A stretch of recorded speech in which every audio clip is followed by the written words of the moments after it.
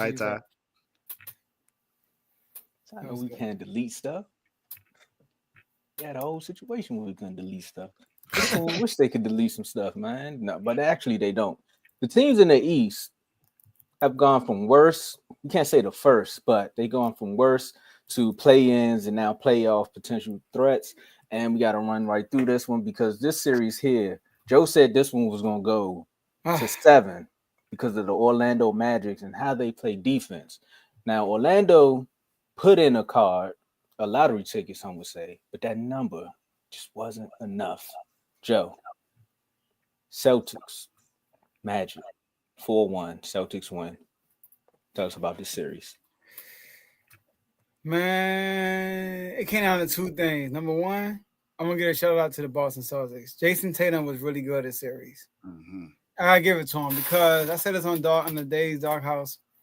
Jason Tatum in Game 1 was horrific. I mean, in Game 1, the man took 22 shots, only made 8 for 22 from the field, 36% from the field. He was terrible. He only shot 50% from 2-point range, which is not really good. But he had 17 points. But he was hurt game 2. Jaylen Brown stepped up. But after that, 36, 37, 35. And I said this on the doghouse. Jason Tatum is going to give you. He's going to play defense. He's going to rebound. He's going to assist. But what I want to see is his scoring up. Now, I expected him to be like this. He is like this every year, early in the playoffs. I just want to see him increase all this stuff like in the NBA Finals when it really, really matters. But here's the issue with Orlando, 3-point shooting. Did y'all know they were the worst 3-point shooter team in the NBA in the playoffs this year? They were last. And the Celtics were 5th. So that's the difference in this whole series. I'm going to read everybody's percentage. I'm going to pass it off. Everybody percentage in this playoffs, y'all, in 3-point range. Cleveland, number 1, 44%. I mean, we saw them make 2 or 3 in a row against Dave and them in the second quarter. 44%. 39 Indiana, 39 Denver, 37 Milwaukee, 37 Boston, 37 Houston, 37 Clippers, 36 New York, 35 Golden State, 35 Lakers, surprisingly so, 34 Miami, 32 Detroit, 32 Minnesota after shooting 14%, 31 OKC after sweeping somebody, 30% of Memphis, and the only team that's not in 30% is Orlando at 26%. That's a big drop from 15th place. They were terrible from 3, literally. So they got to address that in the offseason. I said this on Dave Doghouse. I think they should try to get Giannis, trade Franz Wagner, and some picks, and get some shooters around Paolo and Giannis. So that's the issue with Orlando, but shout out to the Celtics and Tatum. Yeah, the 3-point was a huge scoring period, wasn't an issue for them. That was something they just could not get done. They have no shooting around Franz and Paolo. You have Franz and Paolo basically making most of the threes, and that's not the guys. Not to say that they can't do that, but you don't want your 2 main guys to be the ones that are scoring all the 3-point shots. That's what you had. That's what they traded KCP for. That's what they went and got him for. And now they were missing 2 guys. You did not have Mo Wagner. You did not have Jalen Suggs. But Jalen Suggs isn't known as a 3-point shooter, and neither is Mo. So you were missing that part of your game for your team because those guys that you have just don't bring that to them.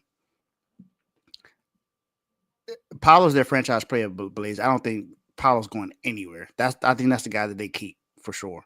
They're going to build around him. He's not going anywhere.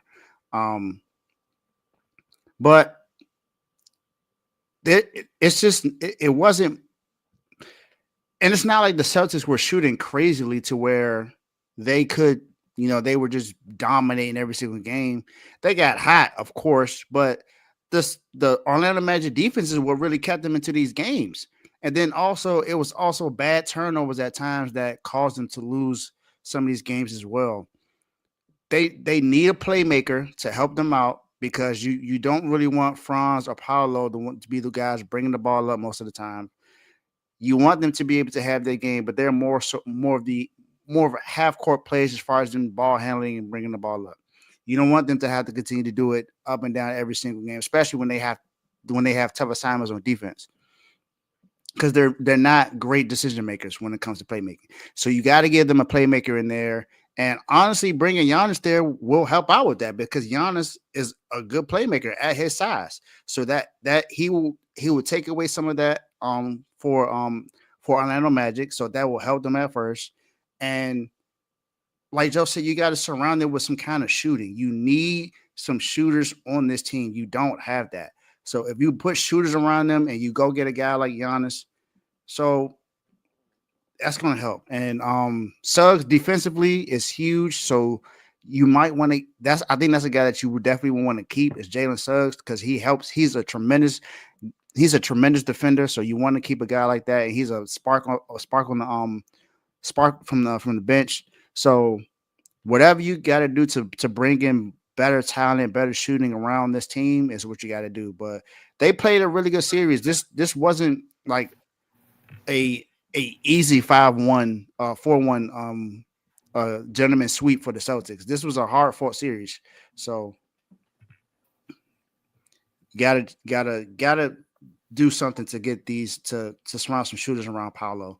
And France, if you don't go get a guy like Giannis, if you don't surround them with more talent, you got to find a way to put some shooters around this team because scoring has been the biggest issue. I mean, the last 2 years, that's what it's been for them. It's just shooting. Shooting is something that they need to be able to advance. They have the defense. They have the star power. They just need the shooting.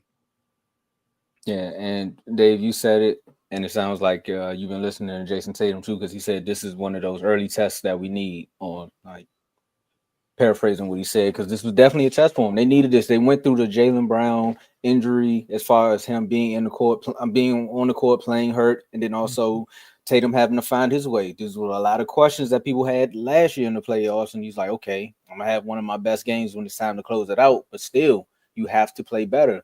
Also, a lot of questions go to not just Orlando. I mean, we already talked about Orlando and the Pistons kind of seem like they have the same as far as like promising future. If they just they add one key piece, and then this whole playoff series that they went through this year, that experience will be there.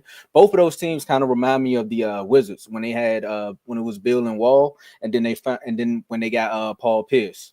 And once they added Paul Pierce, it kind of gave them that edge over, even though Paul Pierce was past his time. But it was just that one vet that came in and was like, I've been through the ringer before. I've been to the finals, and I'm trying to beat LeBron again. So let me get around some young bucks. So they just need to find a piece like that.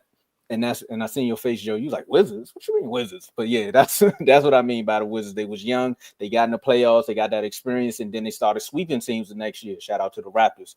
But what the Celtics got going on right now is not just the injuries. It's a lot of stuff going on off the court as well. Because look, you're trying to be back to back. You got the documentaries. Everybody's like, you're finally champions. And then some people are asking questions about if it's pressure on this player, pressure on that player, when it's technically pressure on the franchise. Because now you got to make some big decisions as far as what you got going on with your salary cap. But you deal with that after you win the ring, if you win it. Again, granted, if you win it. And for the Magic, Joe, I would like to see them make that trade, but you're going to have to go get a lot of shooters if you got Giannis and Paolo right there, because that coaching staff, they're going to have to deal with something, because Giannis, you already know what Giannis is. And, Paolo can move a little bit, but now you just got two people that's probably, one person that's going to clog the paint, and then you got to find the pieces around. Y'all was talking about it, and I wanted to say, I think Giannis might be good with the Pistons, but we'll talk about that in the chat. Yeah, I'm gonna just I'll revisit this topic in the chat. Yeah.